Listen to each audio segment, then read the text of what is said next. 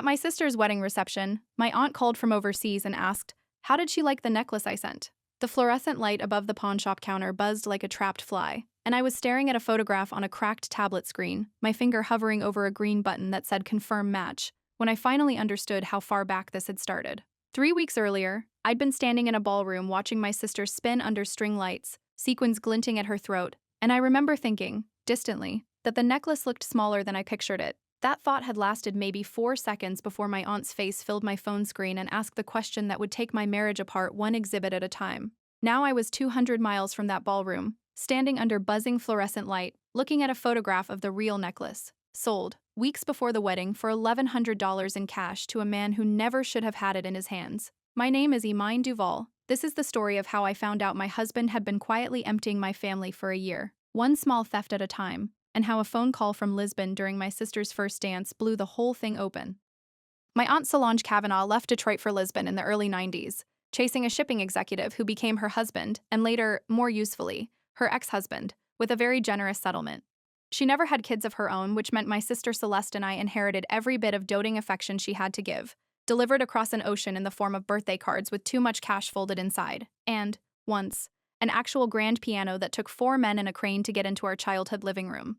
When Celeste got engaged to Julian Whitfield in the spring, Aunt Solange called within the hour, crying, already planning what she'd send.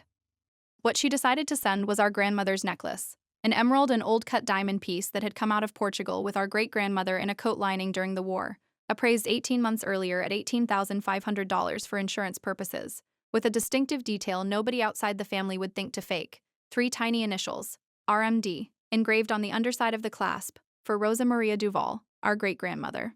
Solange didn't trust hotel delivery or wedding venue mailrooms, so she had it insured, shipped, and signature required to my house, 6 weeks before the wedding, because I was the responsible one. That's the phrase she used on the phone, laughing. You're the responsible one, Imane. I'll never forget how proud that made me feel, and how sick it makes me feel now. The first red flag arrived with the package itself, and I didn't recognize it as one. My husband, Desmond Vaughn, was the one home when the courier came, because I was covering a shift at the hospital where I work as a labor and delivery nurse. He signed for it. He told me that night, holding the small velvet box up like a trophy, that he'd already peeked, that it was even prettier in person than the photos Solange had sent. I remember him setting it on our dresser and saying we should put it in the safe first thing in the morning.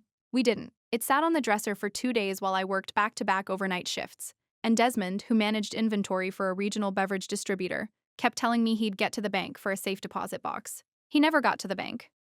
The second red flag was money, and it had been flashing for almost a year by the time the necklace ever arrived. Desmond had always liked sports betting the way some men like golf. A hobby, he called it, low stakes, fun on a Sunday. But that spring, small things started disappearing from our joint account in ways that never quite added up when I asked. A $340 withdrawal, he called, car stuff. A $600 charge, he said, was a work conference deposit that got refunded weeks later, except it never showed up refunded. I brought it up twice. Both times he got quiet in a way that felt like a closed door, and both times I let it go, because I was working 60-hour weeks and because some tired, cowardly part of me didn't want to know the answer badly enough to keep pushing. The third loop is the one that still makes my stomach drop when I think about it, because it happened 4 days before the necklace even arrived, and I had all the information I needed and still didn't see it. Desmond came home late on a Thursday smelling like cigarette smoke, which he didn't smoke, and told me he'd been helping a coworker move. When I texted the coworker's wife 2 days later about something unrelated, she mentioned casually that her husband had been home with a stomach flu that whole week. I asked Desmond about it. He said I must have the days confused. I let it go again, because confronting him always turned into a fight where somehow I ended up apologizing. By the time the necklace sat on our dresser, unsecured, for 2 days, Desmond owed a man named Kurt Halbrook, a bookie who ran action out of a barbershop 40 minutes from our house, just over $4,000, a debt that had ballooned from an original $900 through VIG payments he couldn't keep up with. I didn't know that number yet. I wouldn't know it for another month, but he knew it, standing in our bedroom holding my great-grandmother's necklace up to the light, turning it over in his fingers, and I have had to sit with the fact that some version of the plan was already forming in his head that very night, while I was 3 feet away brushing my teeth, completely unaware that I was standing next to the beginning of the end of my marriage. The theft itself happened on a Sunday afternoon while I was at Celeste's final dress fitting 2 towns over, a 4-hour outing I'd mentioned to Desmond a week in advance. Later, security footage would show him walking into Halloran and Voss Pawn and Jewelry at 1:52 p.m., a small velvet box in his jacket pocket, and walking out at 2:14 p.m. with a manila envelope holding $1,100 cash. The shop's in-house appraiser undervalued it wildly, either through incompetence or because he suspected exactly what he was looking at and didn't want to ask questions, a detail that would matter enormously later. Desmond paid off half of what he owed Kurt Hellbrook that same evening, in a gas station parking lot, in an exchange caught, by pure chance, on the station's exterior camera. What he put back on our dresser wasn't empty. That's the detail that still makes my hands shake when I describe it. He'd ordered a replica online 9 days earlier, a cubic zirconia and glass piece from a costume jewelry seller. $58 plus expedited shipping, close enough in silhouette to pass a glance from across a room, but missing the weight, the color depth of the real emeralds, and, critically, missing the engraved initials on the clasp, because a mass-produced $58 necklace has no reason to have 3 hand-etched letters on the inside of anything. He'd had 9 days to plan this, before the real one even physically left our house. That timeline alone tells you this wasn't panic. This was a plan with a runway.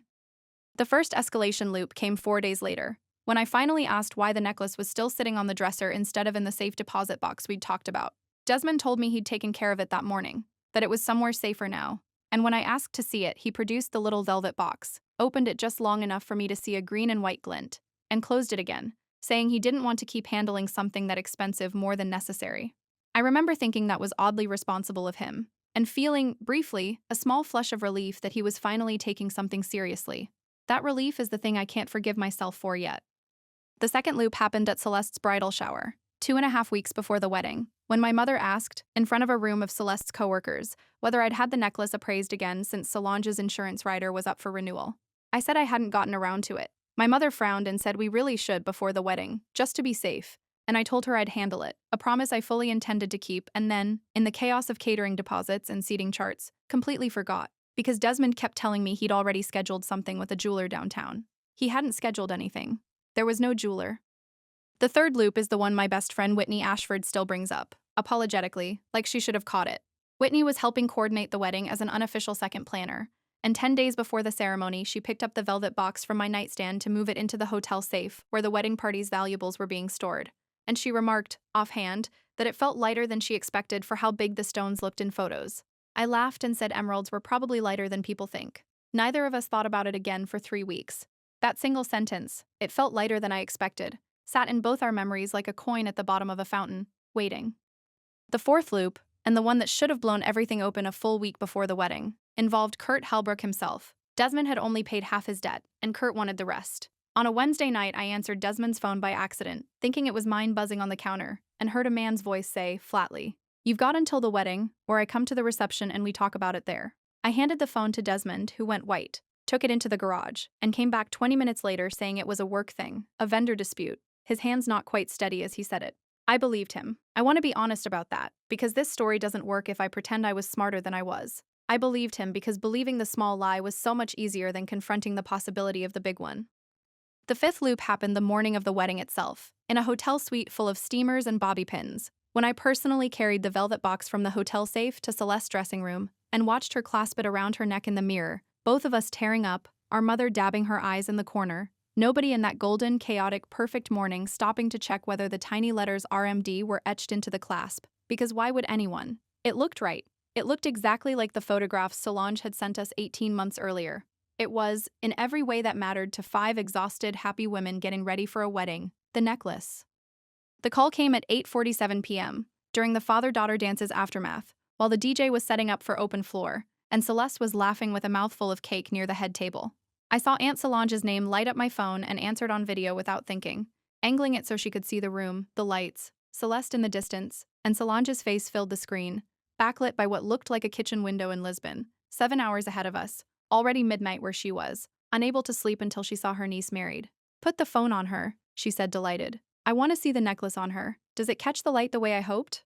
I walked toward Celeste and turned the camera, and Solange's face did something I will never forget, a kind of soft confusion, a small furrow, before she said carefully, almost gently, "Imani, sweetheart, can you get closer? Where's the clasp? Turn her around for me. I want to see if the initials show."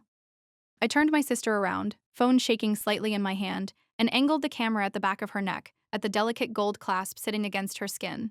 And Solange went quiet for 3 full seconds before she said, in a voice gone suddenly careful and flat, "That's not the clasp I sent."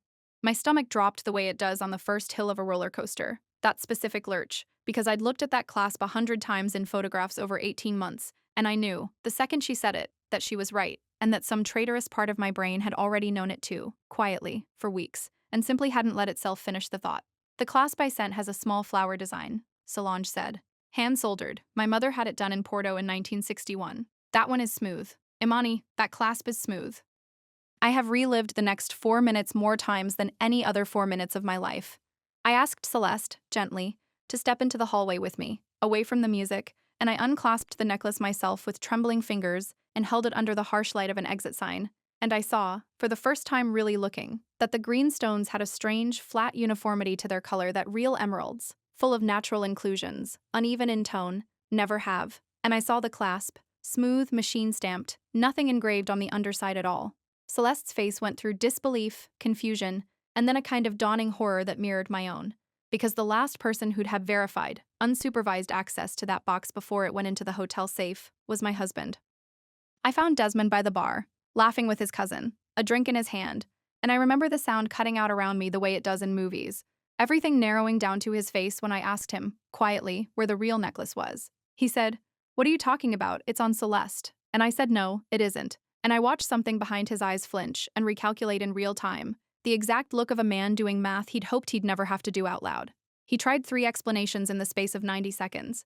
Maybe it got swapped at the jeweler's. Maybe someone at the hotel took it. Maybe Solange was misremembering her own mother's necklace.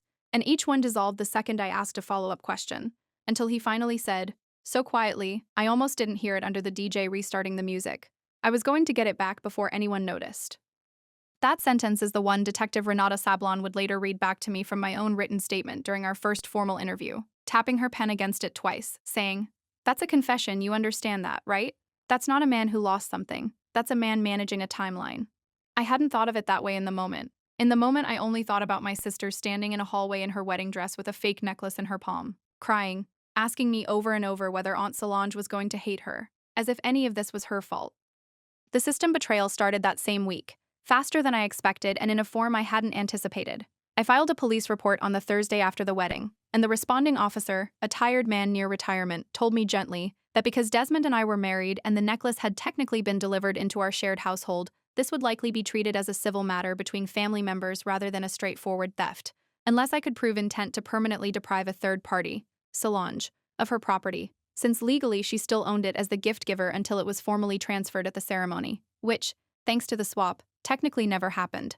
I left the station stunned, feeling like the law had found a loophole specifically built to protect the person who'd done this.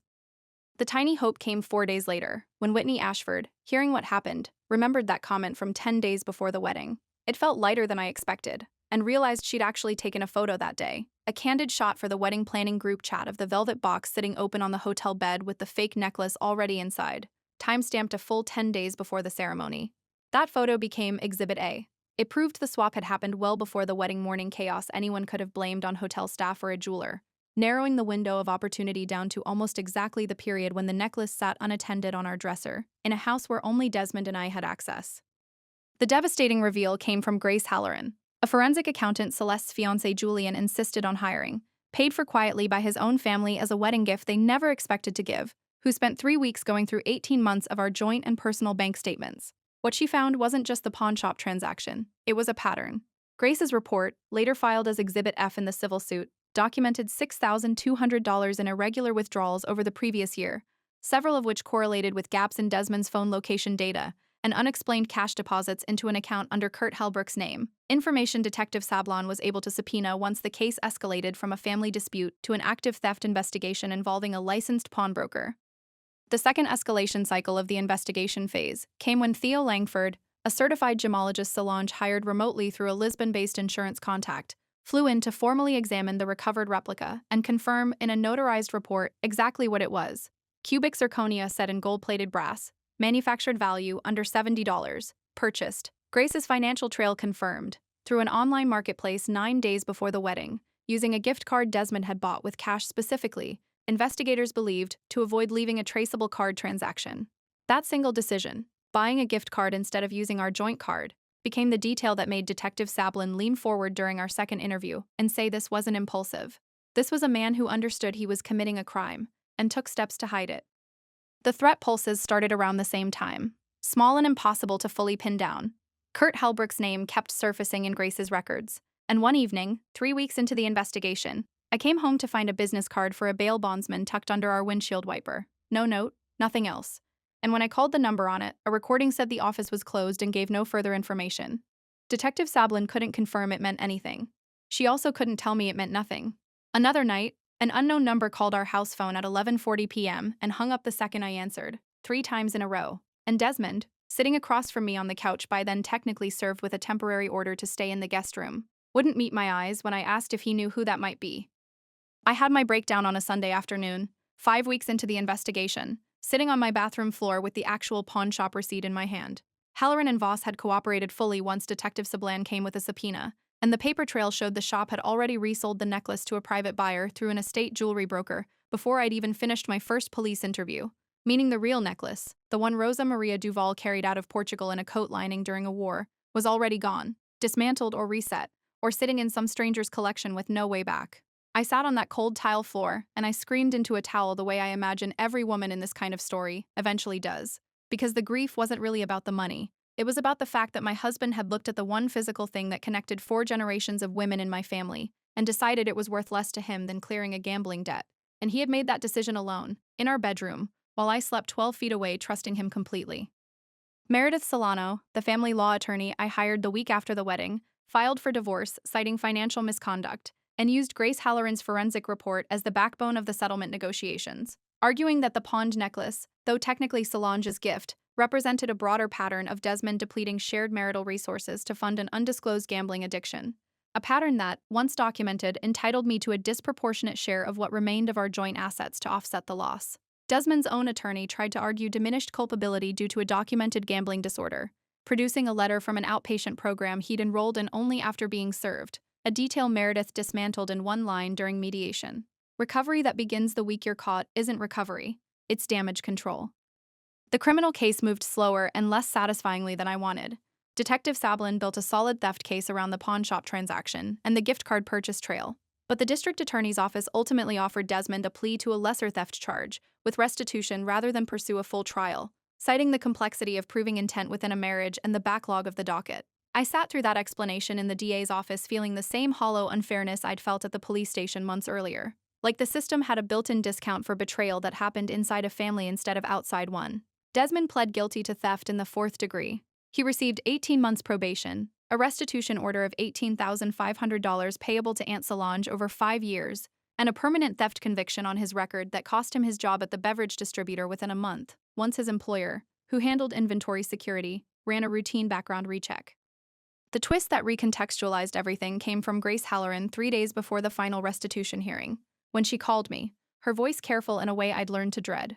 Going deeper into the 18 months of financial records, she'd found 2 more irregular pawn shop transactions, smaller, from the year before. A men's watch reported by Desmond's own mother as lost at a family barbecue, and a set of gold coins that had belonged to my late father-in-law, which Desmond's family had assumed simply went missing during a move.